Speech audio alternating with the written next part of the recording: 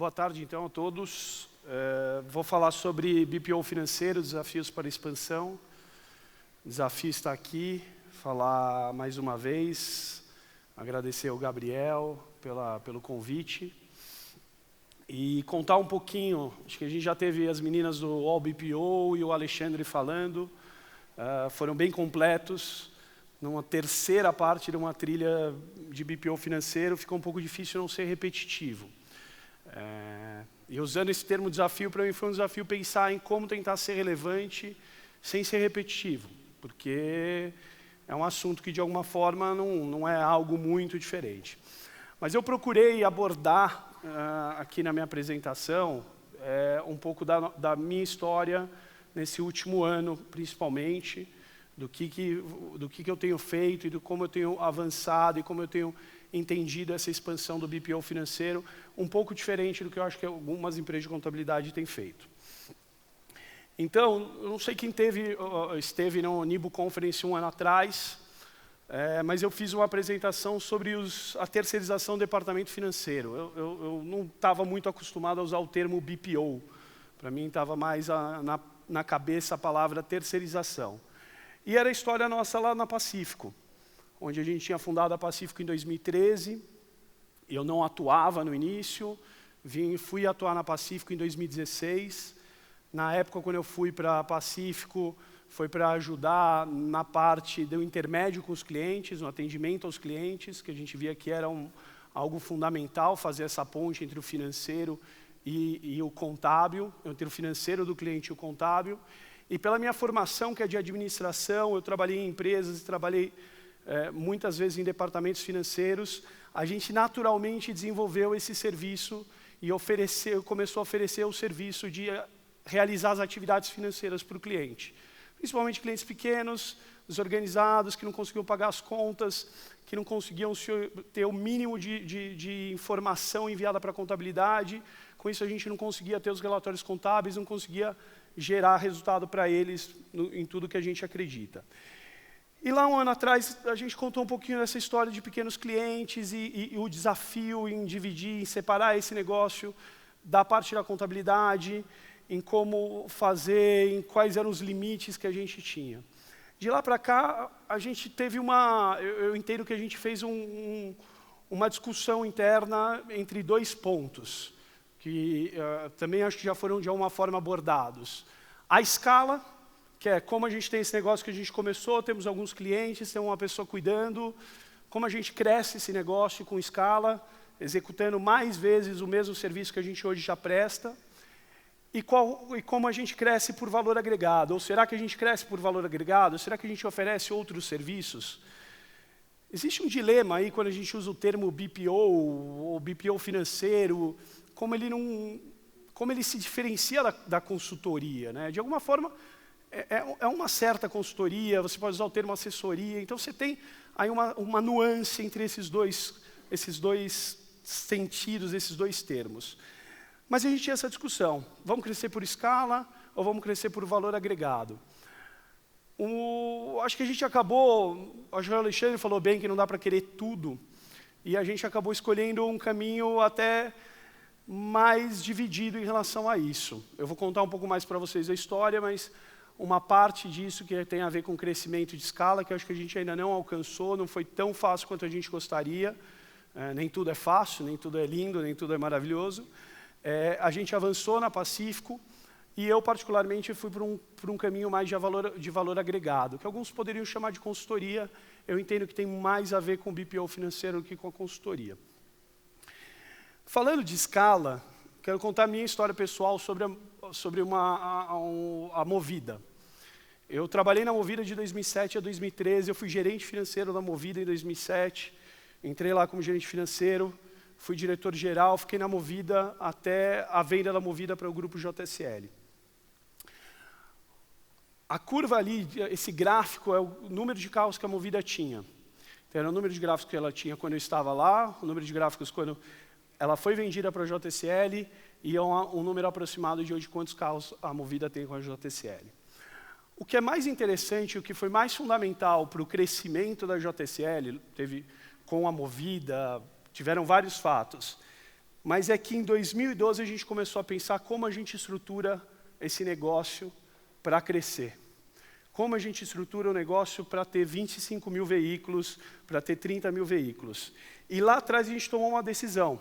Não sei se necessariamente é a mesma que tem que se tomar aqui, mas vamos desenvolver o nosso próprio sistema. Hoje a gente tem 2.000 carros, mas a gente quer montar um sistema para ter 25 mil carros. E é impressionante que um dos fatores decisivos da venda da Movida para a JSL teve a ver com o sistema e teve a ver com a empresa estar estruturada para a expansão. Lógico que tem todo um trabalho feito no período posterior do que eu estava lá, mas eu continuo acompanhando e eu não tenho dúvida que muito do trabalho que a gente fez lá no início foram os alicerces para esse crescimento. Quando a gente fala da escala, a gente falou aí bastante, as meninas também falaram, eu não quero ficar sendo repetitivo, mas essa parte de processos, tecnologia, eu não acho que ela funciona tão bonito quanto às vezes parece. Eu tenho uma opção, acho que eu falei o ano passado e continuo falando, eu gosto muito de utilizar o Nibo, por isso que eu também estou aqui. Eu acho que é um software simples, é um software prático, mas de vez em quando ele não se adapta a alguns clientes. E aí quando você vai procurando outros softwares para fazer o BPO e quando você vai encontrando outras soluções ou tentando customizar essas soluções para os clientes, você começa a ter um conflito de não ganhar tanta produtividade. Quando você tem o mesmo software e atende vários clientes com o mesmo software, é mais fácil, você tem mais prática, você consegue treinar mais fácil as pessoas e tudo mais. Eu acredito que a gente na Pacífico sofreu bastante com isso, em às vezes querer oferecer um serviço mais customizado e às vezes entender que o software que a gente tinha escolhido como principal, o Nibo não atendia, às vezes a gente encontrava, ia atrás de um outro sistema que poderia atender, e nem sempre isso ajudou a gente na nossa expansão. Eu também tenho uma questão particular, que eu não consigo ficar muito fazendo a mesma coisa ao mesmo tempo, e eu toda hora preciso encontrar algo diferente para fazer. E isso atrapalhou bastante, acho que a nossa expansão lá na Pacífico, porque quando você está falando em ganhar em escala, você precisa padronizar, você precisa documentar, você precisa arranjar um jeito de fazer.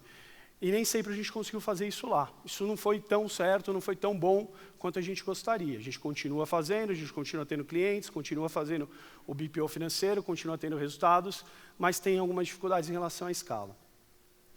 Em relação à equipe, também acho que já foi bastante falado aqui, mas a gente teve sempre uma opção, que é contratar pessoas que não eram de contabilidade, pessoas mais com a formação administração, porque elas tinham já experiência na área financeira e para a gente era mais fácil treinar essas pessoas e preparar essas pessoas para a área financeira. Mas existe uma certa preparação. Uma coisa é você ser o departamento financeiro de uma empresa e ser incorporado a ela, outra coisa é você prestar esse serviço externamente. Então, a gente teve também um certo desafio de equipe. A nossa equipe é pequena, mas esse desafio de desenvolver, de preparar e de trabalhar as pessoas não foi o mais fácil. Auditoria e compliance. Esse também é um ponto que eu acho que é bem importante na terceirização, no BPO, e que a gente tem que tomar muito cuidado, porque, de alguma forma, você tem um processo de garantir que o que você está pagando, ele é válido. Às vezes o cliente pode mandar e ele próprio não percebeu algum detalhe na documentação. Às vezes você tem que ser criterioso em todo o processo e o fluxo de aprovação. Lá na Pacífico a gente não aprova pagamentos para o cliente, ele que aprova os pagamentos. Isso é uma premissa nossa lá, porque acho que a gente também não tem que assumir todas as responsabilidades do cliente. E eu acho que a gente tem um desafio em todas as empresas, também já foi falado, esse desafio de a gente conferir, de a gente ter processos internos de auditoria, de garantir que o nosso trabalho está sendo feito certo, que a gente não está errando.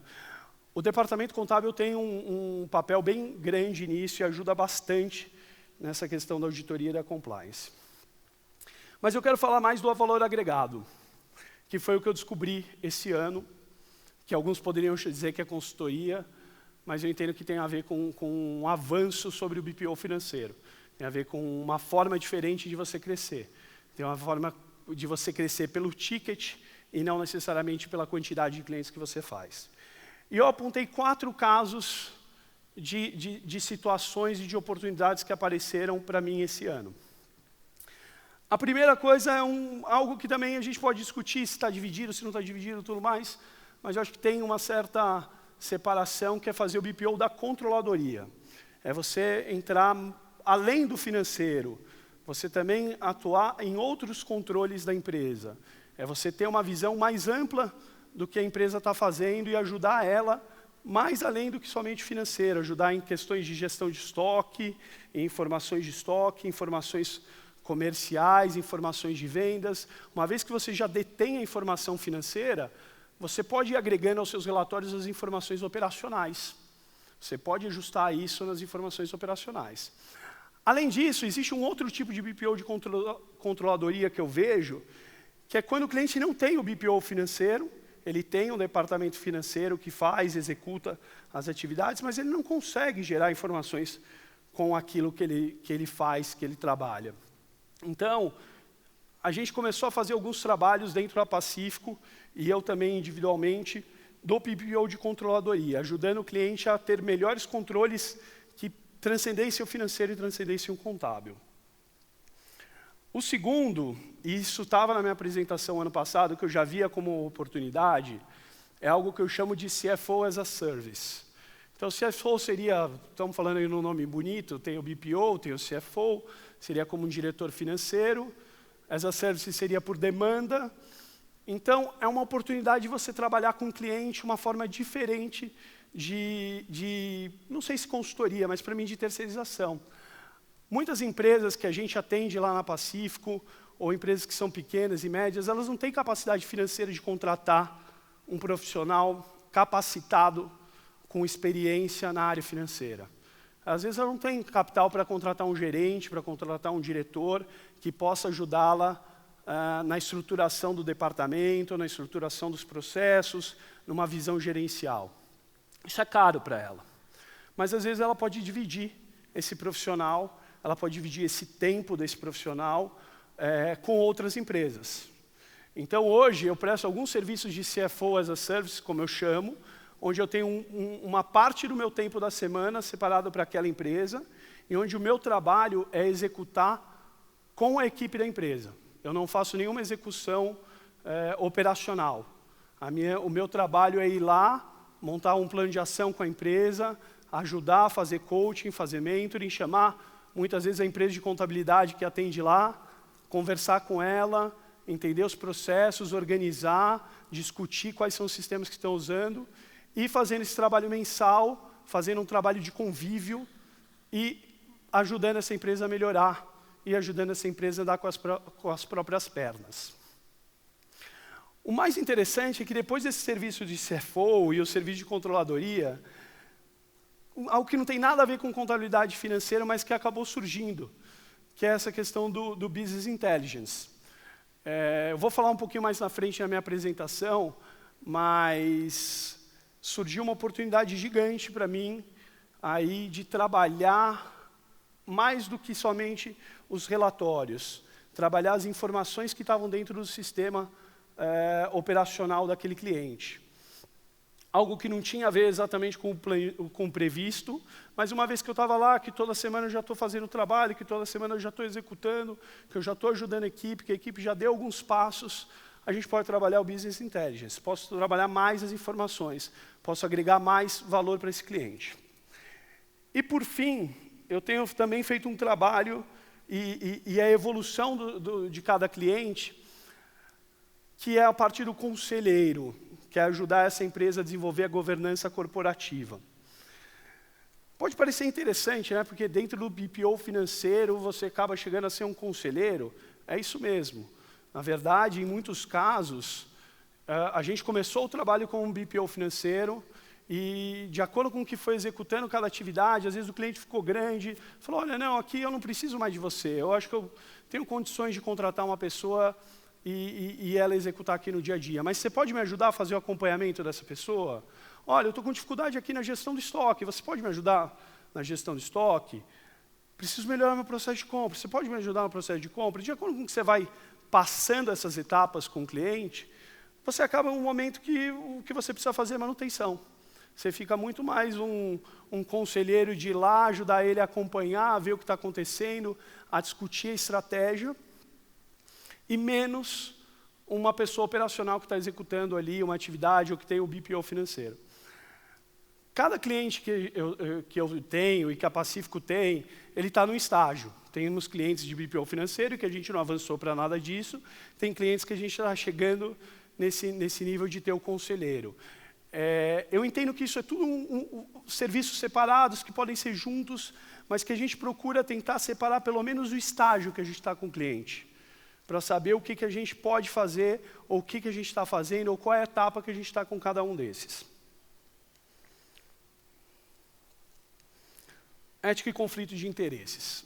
Mas tem um porém de tudo isso que eu falei para vocês, do valor agregado, de fazer o CFO as a service, de fazer esse trabalho do BPO controladoria, porque surgem, às vezes, clientes que não são nossos clientes da contabilidade.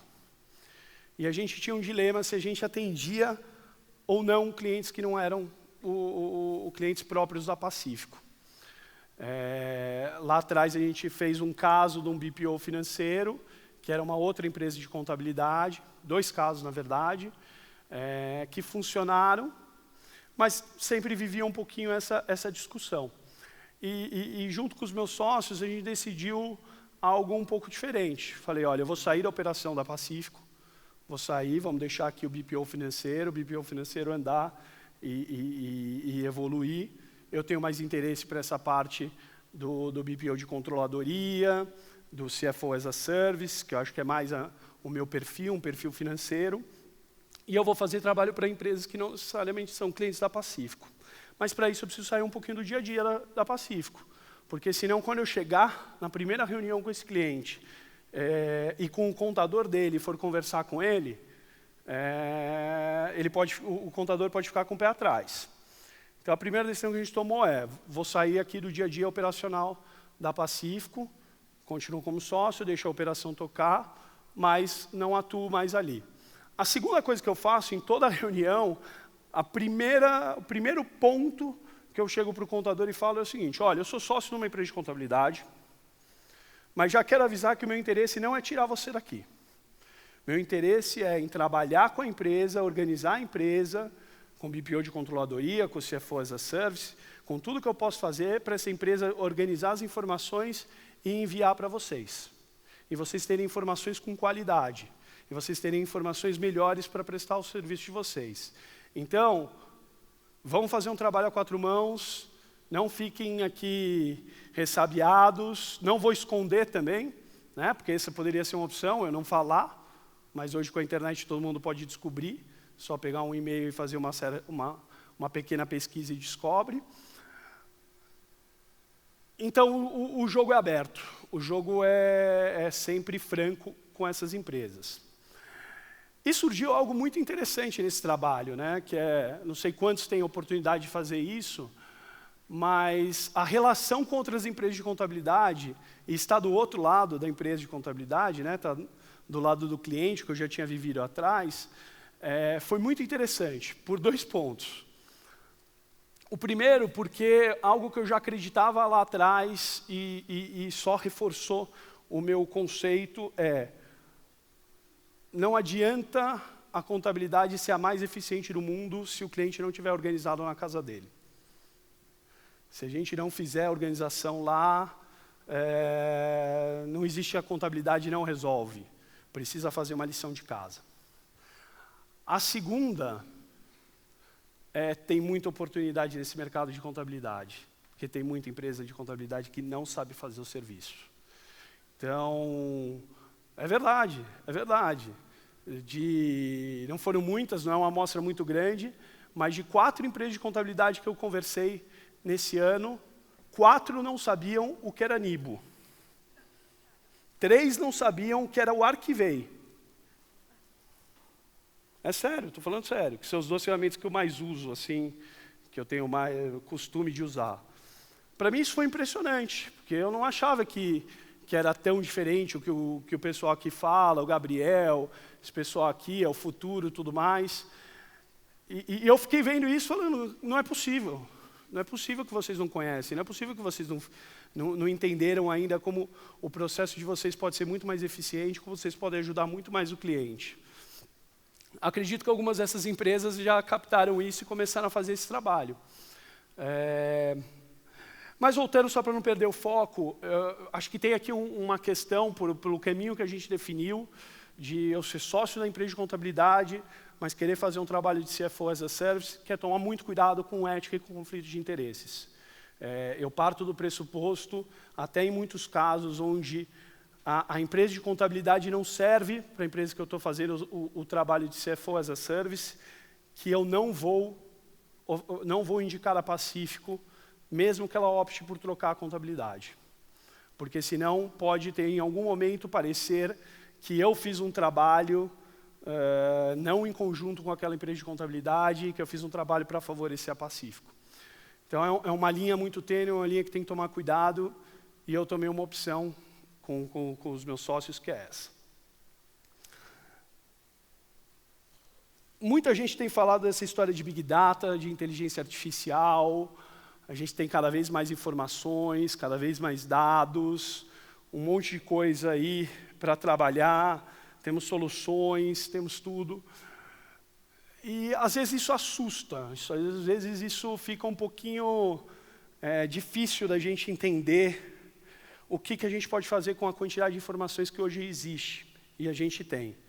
E eu acho que isso para mim ficou mais latente quando, como eu falei para vocês, eu comecei a estar mais próximo dos meus clientes dentro da empresa e ver as necessidades deles que transcendiam a parte financeira. E aqui eu acho que vale um ponto só para a gente refletir rapidamente, que é, o contador não precisa se restringir à contabilidade e ao financeiro. Tá?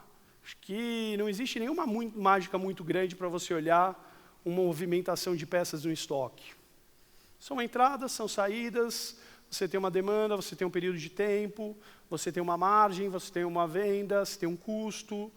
Não existe algo muito diferente. Apesar de eu ser administrador, isso para mim talvez ser mais óbvio, até porque eu fui consultor e trabalhei um pouco essa área, para mim surgiu essa necessidade de trabalhar um pouquinho mais essa questão de Big Data, inteligência artificial nem tanto, mas mais a parte do Big Data, que é o que eu faço com essa quantidade de informações.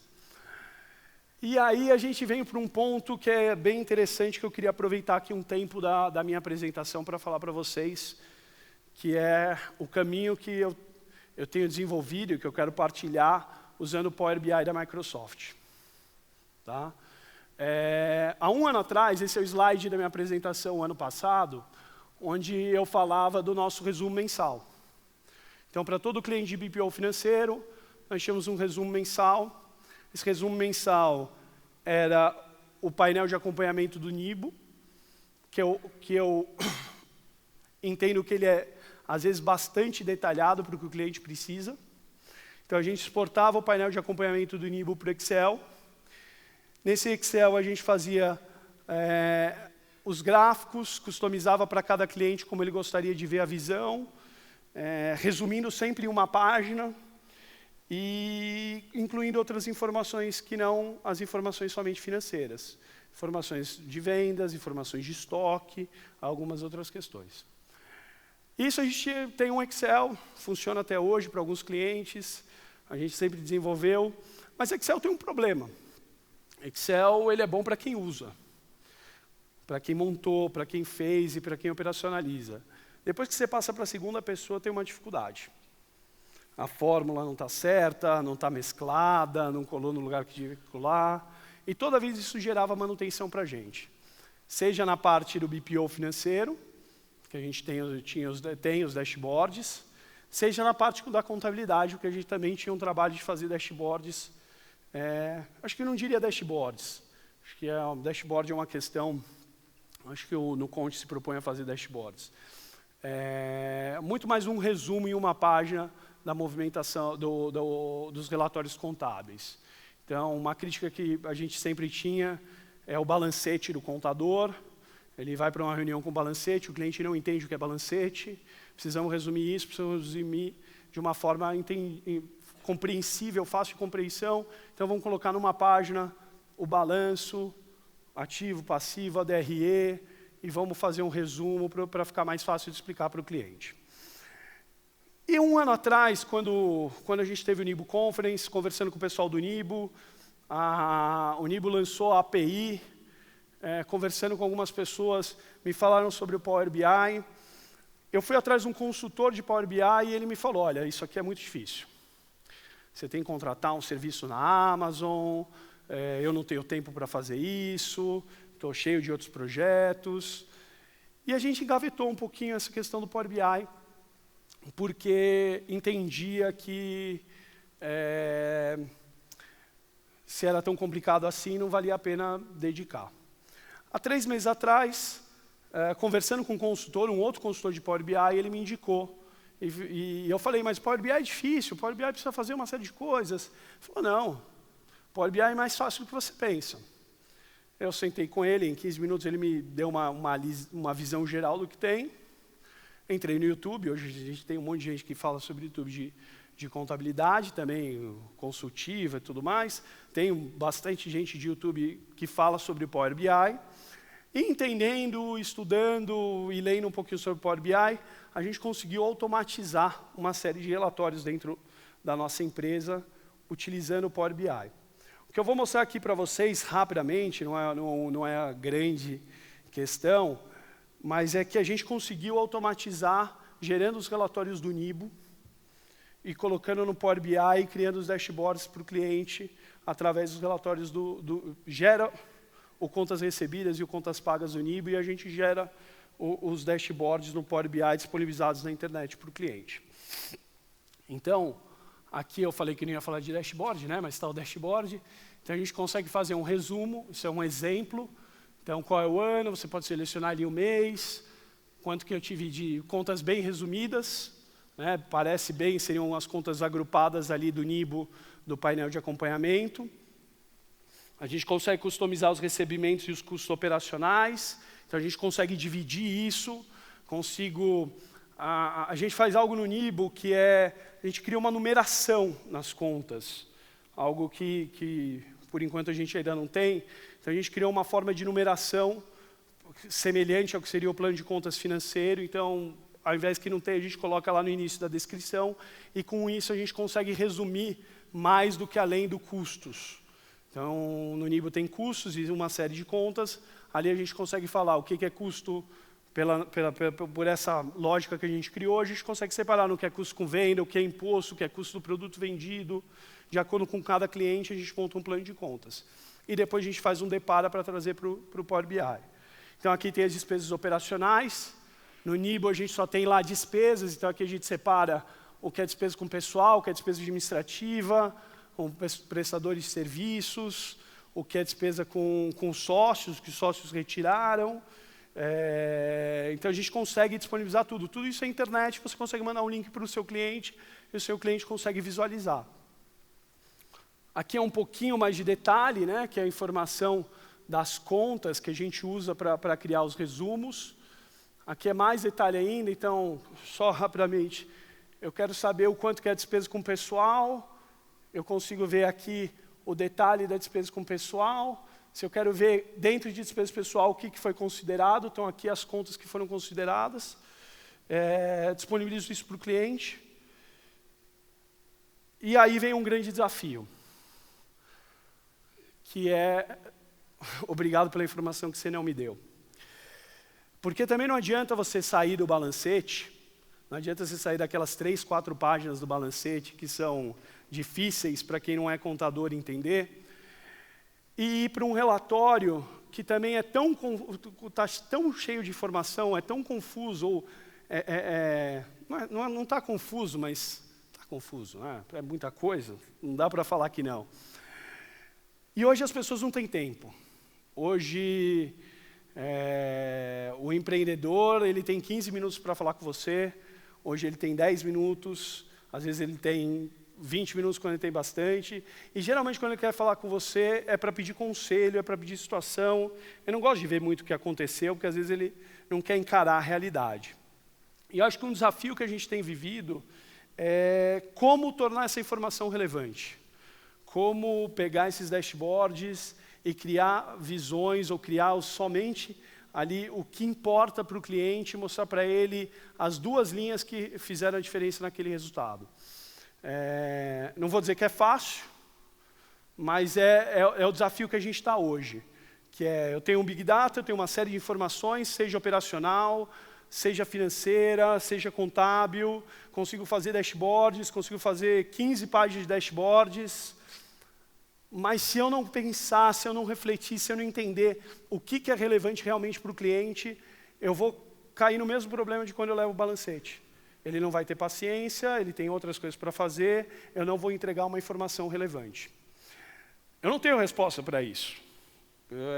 Eu só sei que o cliente pensa sempre isso. Que é, obrigado pela informação que você não me deu, eu quero saber o que realmente vale. E a gente corre um pouco esse risco, né? Eu corro esse risco. Porque quando a gente trabalha com dado, quando a gente trabalha com a informação, quando a gente produziu aquela informação, ela é um pouco o nosso filho. Ela é um pouco o resultado do nosso trabalho. E às vezes resumir, às vezes cortar, às vezes escolher só uma parte daquilo, é difícil. Não é fácil, requer às vezes um esforço, não temos tempo. Mas eu falo muito isso lá com o pessoal da Pacífico, falo muito com os meus clientes e faço sempre esse raciocínio que é: qual é a informação que é realmente relevante? Qual é a informação que realmente vai mudar, vai fazer a diferença? Tem um consultor que é o responsável, quem falou essa frase a primeira vez que eu ouvi, que ele diz o seguinte: quanto tem que ser o tempo da reunião de apresentação dos resultados? Ele fala, o mínimo possível para eu passar a informação. Então não adianta eu fechar aqui 1 hora de reunião com o cliente. Se eu puder passar o recado para ele em 10 minutos, eu vou passar o recado em 10 minutos. Não preciso de todo o tempo. Hoje eu prefiro fazer isso, hoje é o nosso exercício interno, que é tentar passar a informação que é relevante. Se ele tiver interesse, se ele quiser usar os outros 50 minutos para olhar todos os relatórios, a gente está pronto. Mas é como a gente seleciona o que é realmente relevante. Para finalizar, coloquei algumas perguntas aqui, tentando resumir aí as nossas dúvidas, as minhas dúvidas, sobre essa questão da expansão. Eu quero crescer por escala, eu quero crescer por valor agregado. Na Pacífico, a gente escolheu mais ou menos fazer os 2 caminhos, mas a gente teve que se dividir. Então eu me dividi, eu fui mais para esse caminho do valor agregado e o pessoal lá ficou mais com a parte da escala. A gente ainda está, acho que muitos dos desafios que o Alexandre falou aqui, a gente continua tendo lá e a gente vai continuar tendo por algum tempo, não é tão fácil, não é tão simples isso. Eu acho difícil você fazer os 2 ao mesmo tempo. Então por isso que a gente resolveu se separar. Detém o conhecimento e a capacidade de evoluir por conta própria. Isso tem um pouco a ver com uma provocação sobre essa história que eu contei sobre o Power BI. Às vezes a gente está esperando muito as soluções prontas, as soluções fechadas, as soluções que vão cair no nosso colo. E às vezes tem algo, o Power BI, não sei se vocês sabem, eu não falei, ele é gratuito para você baixar na sua máquina no desktop. Ele é gratuito para você divulgar ele na internet, divulgar um link. Ele começa a ficar pago depois que você começa a criar outras funcionalidades ou vai usando o espaço dele. Então, às vezes, a gente tem capacidade de desenvolver também as ferramentas por conta própria. Não precisa só esperar que o outro, que o Nibo, ou que algum outro prestador faça algum desses desenvolvimentos, alguma dessas soluções. A estrutura está consolidada. A gente na Pacífico ainda tem esse desafio de consolidar melhor a estrutura para o crescimento. E aqui eu vejo que é um dos grandes pontos.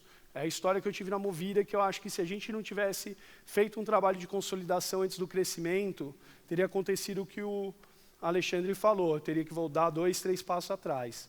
A gente, como escolheu ainda não crescer tanto, a gente está mais tranquilo em relação a esse ponto. Tem o processo de auditoria e compliance. Eu não falei muito porque as meninas do AllBPO já falaram sobre isso. Eu acho que não vou ficar aqui repetindo. Obrigado pela informação que você não me deu. Mas eu acho que isso é uma coisa fundamental para quando você vai crescer. Você vai ter mais pessoas, não é tão fácil você controlar, é importante você acompanhar. ou tem um jeito de acompanhar. E as pessoas estão capacitadas. Isso também já foi bem falado, eu não vou ficar repetindo. Sou relevante nas minhas apresentações, é o que eu acabei de falar, o quanto que a gente consegue vender isso, o quanto que a gente consegue mostrar realmente o conhecimento que a gente gerou, não somente informação, informação, informação.